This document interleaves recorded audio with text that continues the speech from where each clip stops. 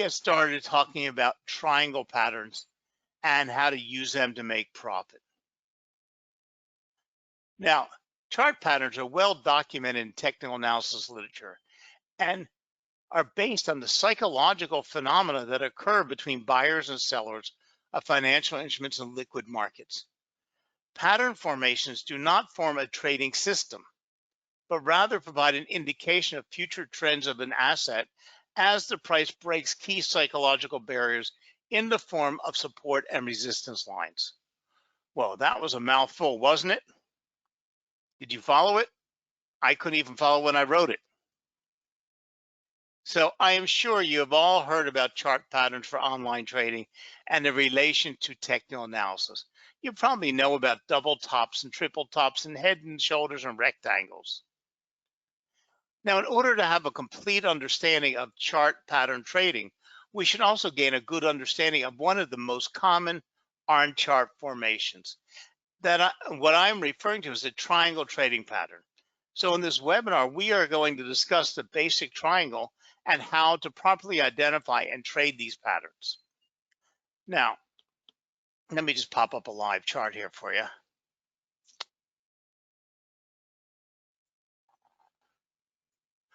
Okay, what we're looking at, and there we go, is a chart that I call market structure. It is all the primary patterns. Okay. There are all kinds of patterns that people are making up. I saw one the other day, Cyclops. I've seen the space rocket. I've seen the octopus. I mean, people come up with all kinds of things, but the fact is they're not well known in market trading. There's something that somebody came up with that works now and then in a certain asset at a certain time. And they're trying to preach you some strategy. Over the whole, these are the most common patterns. So we have double bottoms, we have bull flags, we have bull pennants, we have ascending wedges, descending wedges, triple tops, bear flags, bear pennants, inverted head and shoulders, inverted cup and handle, expanding wedge, cup and handle, and then an upright head and shoulders. Now, triangles can be broken down into what we call ascending triangles, descending triangles, and symmetrical triangles. But I say to you, guess what? It's a bunch of hogwash. Whether we want to describe this in detail as a bull pennant, whether we want to describe this as an ascending wedge, whether we want to call this a descending wedge, whether we want to call that a bear pennant, whether we want to call that expanding wedge, guess what? They're all triangles. Two lines converging into an apex. Now, there's all kinds of different definitions, like a wedge hasn't made a form at an apex in the front. An ascending triangle or a descending triangle have one parallel line, one horizontal line, with the other one coming at a degree to match it. But they're made up of two lines, and each line is moving in a different degree. A symmetrical triangle are two exact lines under and over price that are in the same exact degree. But the fact is, you can read about all of these. You can study them forever. And I'm going to show you statistically that when they say when a bear pennant appears, that you should get ready for a bullish move. When a descending triangle appears, you should get ready for a bearish move, whatever it is. But the fact is, they're as wrong as they are right. I'll show you later that we did a study on 600 triangles and what percentage they were right when you tried to predict what the market's going to do. But the one thing that you can do is when you see the development of any type of triangle, okay, you can use that formation to make some market decisions. Hold on a second. Let me just clean up the chart here. Okay. Whenever we see a triangle forming, a triangle is always going to have one line going one direction, another line meeting at an apex. In this case, we have a horizontal support line. The top line is drawn over top of prices, and the bottom line, which is not a trend line, okay, we call it a support or resistance line because it doesn't have the rules of a trend line. But we see it moving price into an apex, trying to predict prices go that way or that way, you'll be more than wrong than right, and you will then start to form decisions or make decisions based on some rule that somebody told you. It's like pattern recognition with the candlesticks.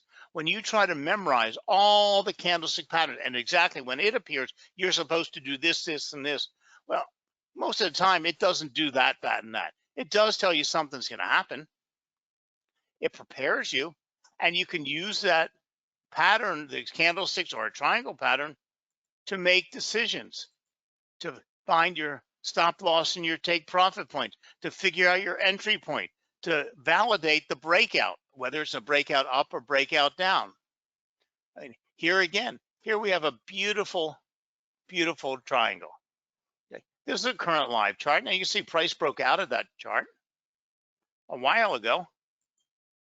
But here, where I've started, which was quite some time ago when I started drawing this on the chart, look at that. We got a confirmed breakout to the upside, and we could have ridden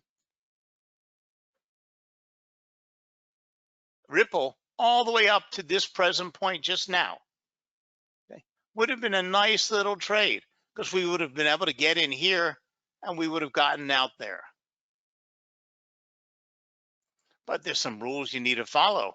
You need to recognize these patterns. Okay. Here is a slightly different triangle. Why? We have an upper resistance line and support line that are on different angles moving into the center. And this is a symmetrical triangle because they're moving in the same degree, these two lines. Okay. Now, as you see on my chart here, we couldn't predict which direction it would break out and which way to go. So here we had this little small breakout down below here, but it was never validated and it was never confirmed because price moved right back into the center of the triangle. But then we got the breakout here, and look what happened. It came all the way up. Look at the price right now of the Swiss franc Japanese. It is right at our target projection line. It did exactly what we thought it would do. It bounced off our resistance level up here. We would have gotten in this trade somewhere around here. Following the rules, we would have gotten in somewhere around here, and we would have gotten out there. Nice profit.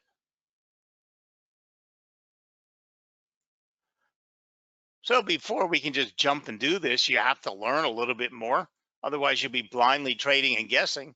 So let's go back to my PowerPoint for a second.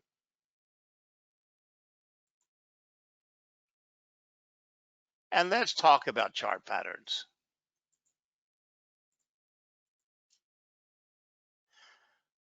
Now, the triangle pattern is a specific figure formed on a price chart, typically identified when the tops and the bottoms of price action are moving towards each other like the sides of a triangle. That's one way that we made it totally uncomplicated. When the upper and the lower level of the triangle interact, which we call the apex, traders expect an eventual breakout of the triangle. Not a break up, not a breakdown, a breakout.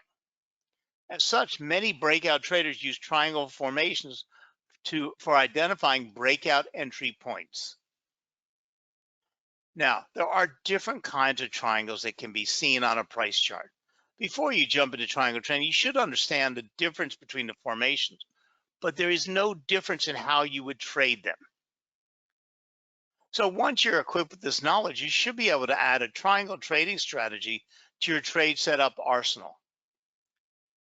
Now, a symmetrical triangle, which I showed you on the line chart, is a situation on chart where the top of the price action are lower and the bottoms are higher. Also, the two sides of the triangle are inclined from the same angle. This creates a symmetrical triangle. Now, a lot of people want to say a symmetrical triangle develops after an uptrend or during an uptrend. You should be ready to buy. When a symmetrical triangle develops in a downtrend, you should be ready to sell. Just remember, when I have a symmetrical triangle, I'm looking for price to go into, to break out of that triangle. Now, there are certain things we can do with this symmetrical triangle. See this base? This is the width of the triangle. Now, a triangle only starts when the two lines are formed. Okay. The base is formed. Let's go back to a live chart. And I think it's easier if I show it to you in real life. Okay. Even though this line started up here, your base, your bottom base only started here. So when you're going to measure the width of your base, you have to start when both of those lines have begun. So you can't say your triangle runs from there to there. Your triangle actually ran from here. I'm not drawing a straight line, but from here to there.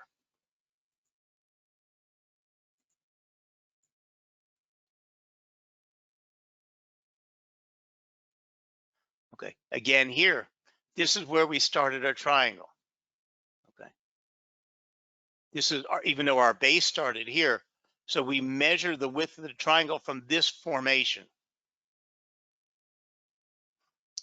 Because we need to have the width of this base. Okay. Again, here, see, we had our horizontal line on here, but our base, our vertical line, our other horizontal line, or other angular line for the underneath price didn't start to here. So therefore, our base width is there.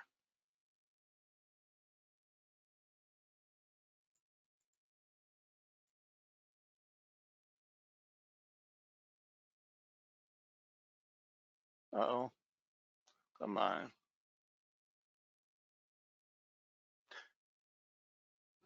Okay, now, typically with a symmetrical triangle, the expected directional breakout is unknown. The reason for this is that the bullish and bearish move have equal strength as seen through price action. When a breakout eventually occurs, it is likely to provoke a price move equal to the size of the pattern. Therefore, you should carefully identify a potential breakout in the upper and the lower level of the triangle in order to take the right position in the market. So once we've measured this width, when we get the breakout of the triangle, because this width would be different here than it would be here. So it's at the point of the breakout that you would drop the width on and measure that distance in either up or down, depending on which way the breakout was, to form your target point. Because in order to do anything, you have to be able to set up your risk management. And what do you need for risk management? You need your potential stop loss, your entry point, and your potential target point, so that you can calculate and decide whether it even has the potential of a trade, because it could be way out of your risk management tools. It could be way over. It could be a 5-to-1 trade, or it could be a 1-to-1 trade. So you would use your breakout and your width of your triangle to set your potential target point. So as you see from the example, the potential target is based on the size of the triangle formation. With this type of measured move analysis, you will know right what to expect from the triangle breakout, whether it breaks upward or downward. Okay. Now we also have two very prominent other well-known triangles, ascending and descending triangles. What they do is they're just the opposite of each other. One has a line over top that's horizontal, where the other one has a line underneath that's horizontal, and with each other opposing line is an angular line. An ascending triangle usually occurs during an uptrend, and a descending triangle usually occurs during a downtrend. These types of triangles have one flat horizontal side and one sloping side, which is moving towards the flat horizontal side. And ascending and descending triangles are mirror images of each other. They are identified as ascending or descending depending on which side of the flat horizontal side and which is the sloping side. But once again, regardless of the type of triangle, you would measure your width of your triangle. Now, what they tried to tell us in the old days, and a lot of books, just like I said, it's just like candlestick pattern recognition. They tell you there's 72 candlestick patterns, there's 36 prime patterns, 16 important patterns. And when this happens, We call that, say, 3 black crows or 3 white soldier, an evening star pattern or a morning, and those 3 appear. You do this. You blindly close your eyes and do exactly what you're told to do. This doesn't work in trading. Okay.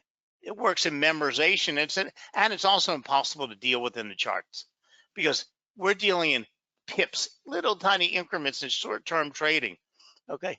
And in a slower moving market years ago, it worked. When you're looking at longer term environmental charts, you're looking at 1-day charts and see this pattern. Yes, you can then prepare, but then you're just moving to a smaller chart and that pattern comes and goes impossibly fast. What you have to know is, okay, I'm in a downtrend and I see a bullish engulfing pattern. I should be getting prepared for doing this. Okay. In this case, we see a triangle. Okay. We know we can measure the width of the base and we need to wait for the breakout.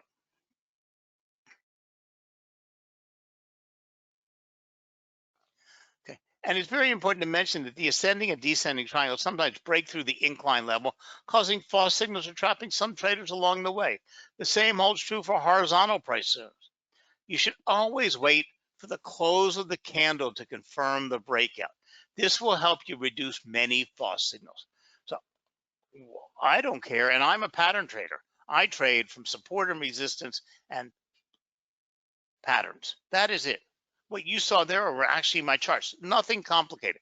I may use an indicator when I can't figure something out, but that's it. I look at price action, and then I use my setups.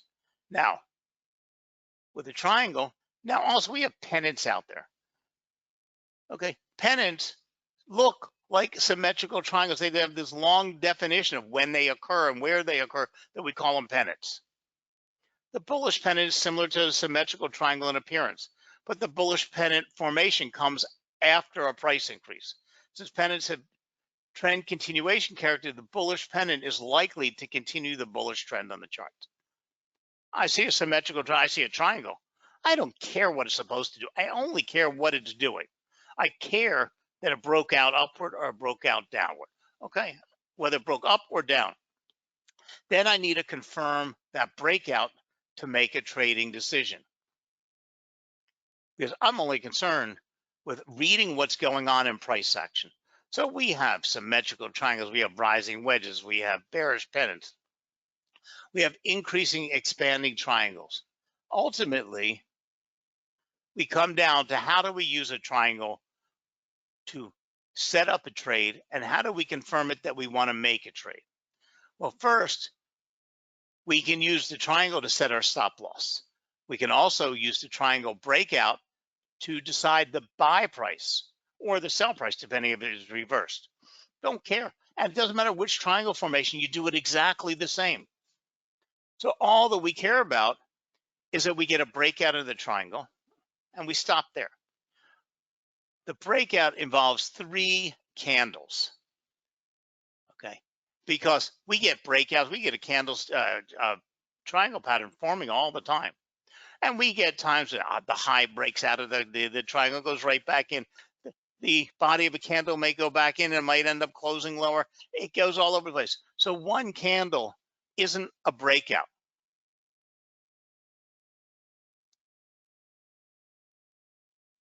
Okay, what we need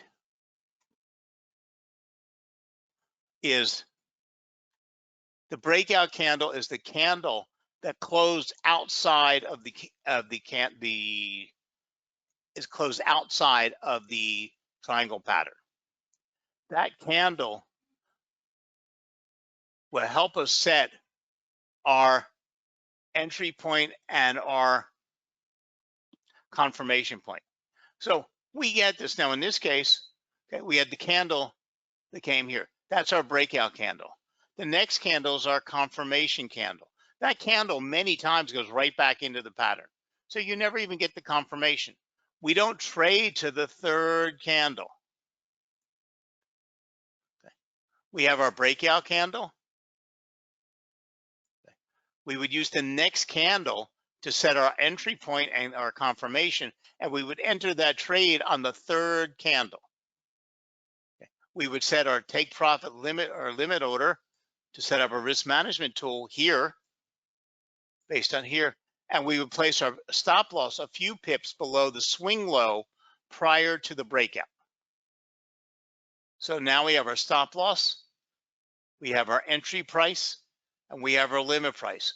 Before this candle has actually ever formed, at this candle, okay, we are now doing our calculations for our risk management. We're calculating how many pips are to our target, how many pips to our stop loss, what's from our target, from our entry point. And then we're calculating our risk reward ratio to see if this is a perpetual trade. Now, this width of the triangle has a very firm rule about it.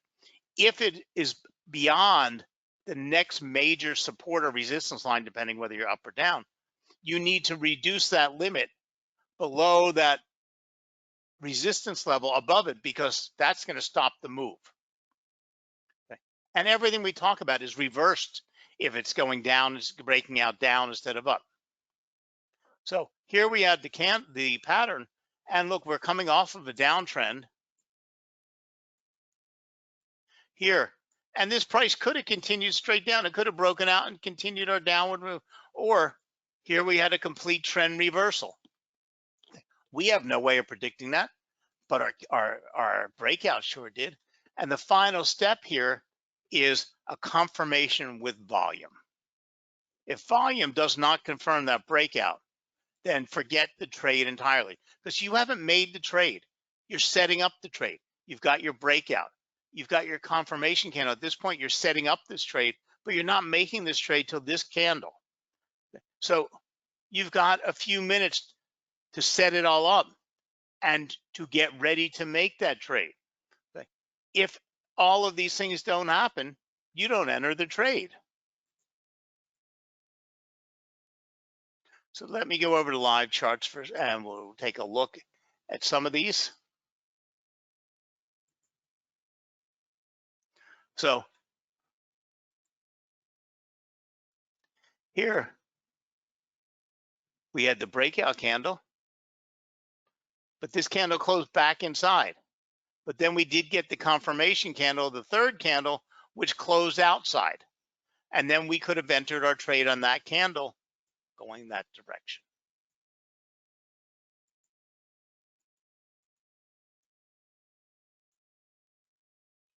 Here.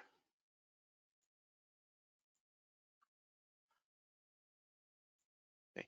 We were in a downtrend mode, okay, but we would have expected prices to go here. But candle broke out.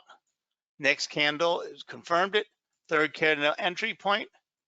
We could have gotten our trade to this level. Okay, I don't have a resistance level on here, but most likely we had a resistance level somewhere around here. So our limit would have been here instead of the width of this triangle.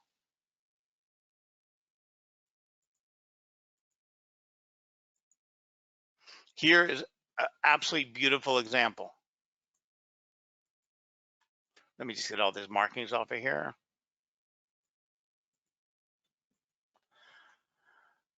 Okay, here was a fake breakout.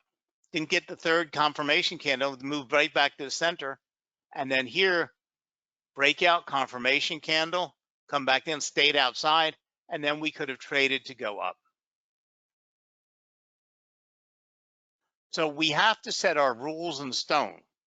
We have to know what they are, and we have to see them appear. Okay. You always need to know where your support and resistance levels are. You need to know what your risk reward ratios are. You need to do everything. So here we have an ascending triangle. Price moves up, breakout, set our buy point, set our stop loss. Okay. We still need a confirmation to make that trade. Now here you can see we got our buy point or stop loss. We got our breakout candle, we got our confirmation candle, we entered, and we would have gotten out of the market about there.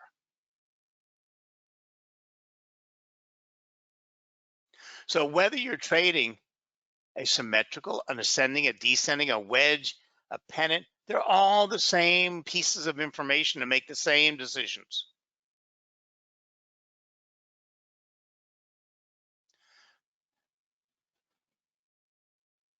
So whether you're is it ascending, descending, same thing. Entry point at the end of we use the breakout candle as our entry point. Okay, not to enter, but that's how we set our entry point, the price.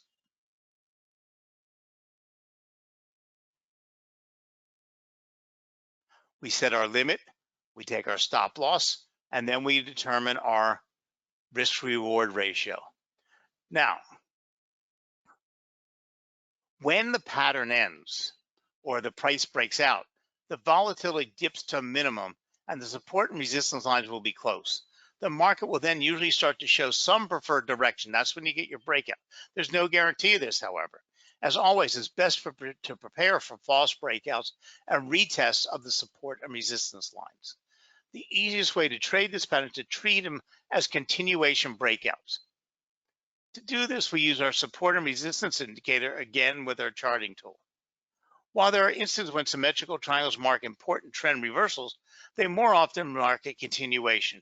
Regardless of the nature of the pattern, continuation or reversal, the direction of the next major move can only be determined after a valid breakout. So we want to always look at the trend and the quality of the trend.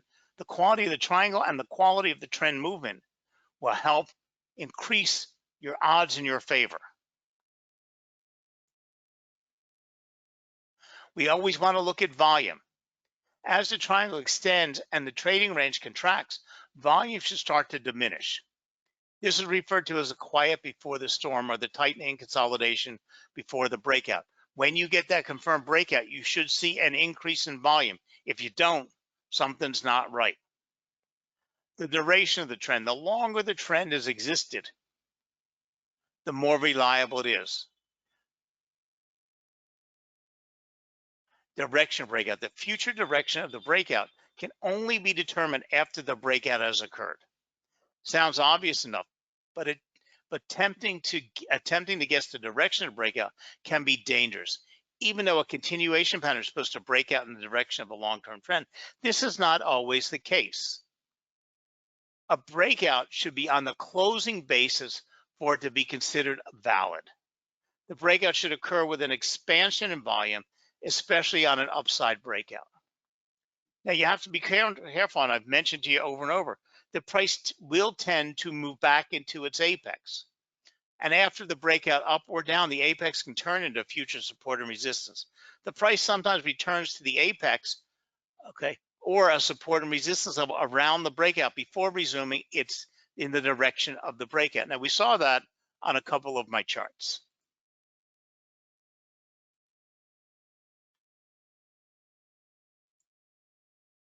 See here, price broke out, confirmed, but it came back down, didn't come into the triangle, but it came a little bit close to the apex before it actually continued. But it just moved into some sideways consolidation, and then it gathered its momentum. Here, we had a very clear, easy to see breakout. Confirmation, breakout candle, confirmation, trade. No return to the apex.